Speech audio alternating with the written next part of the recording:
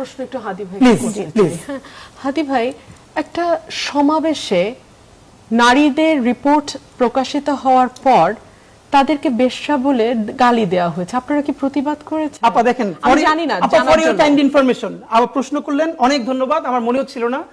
হেফাজত তারা যে এরকম একটা বড় প্রোগ্রামে বেফাস কথা বললো 2 থেকে 3 জন, এবং স্টেজ থেকে সাথে সাথে প্রতিবাদ করা হলো না। আমরা অবাক হয়েছে যে হেফাজতের এটুকুন সংস্কার হবে।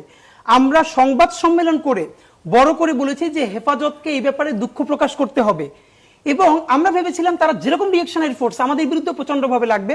আপা আমি আপনাকে জানাই, তার একদিন পরেই হেফাজত অফিসিয়াল স্টেটমেন্ট দিয়ে দুঃখ প্রকাশ করেছে। আমরা মানে হেফাজতের তরফে এরকম একটা মুভ আমাদের জন্য খুব কঠিন, অন্যদের কথা সব ভিন্ন, এবং আমাদের সেই সমালোচনা নিয়ে তারা পরবর্তী দিনই একদম তাদের ফেসবুক পেজে এবং তারা পত্রিকায় পাঠিয়েছে যে তারা দুঃখ প্রকাশ করছে এই অনাকাঙ্ক্ষিত ভুলের জন্য।